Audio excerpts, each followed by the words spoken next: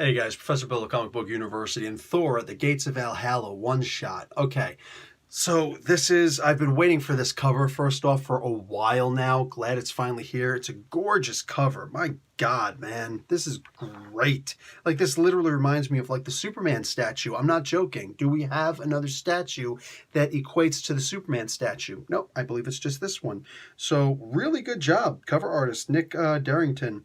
Again, I always prefer that the comic book artists are actually the guys who do the cover art, unless you're talking about the variant covers, but whatever. This is a gorgeous cover. I'm down with it. And the art isn't so different inside. There are actually several different art styles inside, which is something that we've seen in the Thor comic books, which I think only adds to the majesty of the stories. You know, like I'm not going to say that Jason Aaron isn't a great writer. He's a fantastic, amazing writer. But the having so many different artists writing on this, which is clearly of Aaron's machinations, almost makes it so that he doesn't have to be a good storyteller, because the different art styles tell a different story, like all on their own, which is amazing.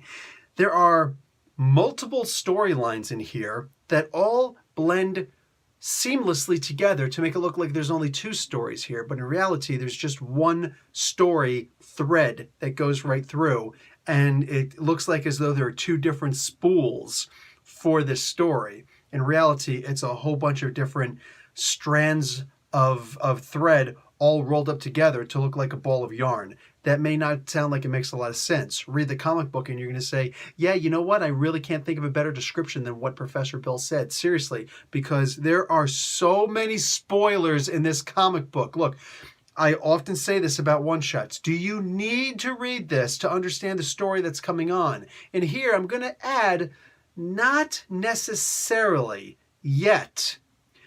There are spoilers galore, mostly in the form of, hey, this is what's going to happen in the future. This is what you have to look forward to.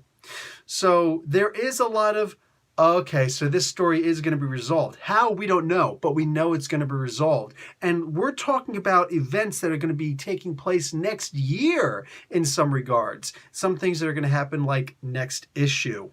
So once again, Jason Aaron, fantastic storytelling, where, like, oh my God, especially the Malekith story, because if you don't like Jane Foster Thor, first, I don't know why you're even watching this review, like you're hate watching or something like that, and okay. I love the Jane Foster Thor stories, and this is a really good one, especially because it really involves Thor's three granddaughters, Odin's three great-granddaughters.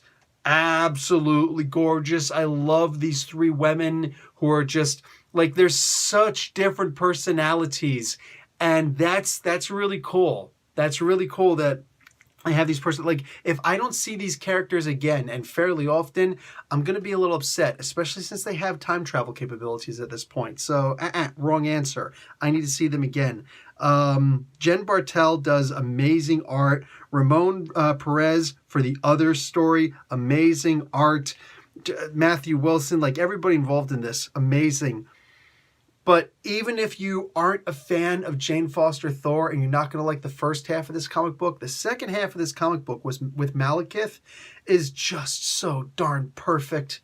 It's so perfect. It easily brings the grade of this comic book up to an A. This is like, and it should be then some. I'm trying to not, like, if this actually had more bearing on the current storyline, and there was something in here where it's like, okay, you have to read this comic book, that would be something. But instead, there's just a whole lot of something's going to happen in the future. Here, here, here, here, and here. It's an incredible story map that's being laid out. You know what I'm saying? So it's almost like this is a preview issue. It almost feels like it should be a free comic book day issue, but it's just a whole lot better than that. Literally, like that's the genre that I feel about that, or genre. That's the placement that I feel this is in. There's so much about what's going to be happening in the future in this that it's kind of nuts. Anyway, that's it for me, guys. Professor Bill, Comic Book University. Class dismissed.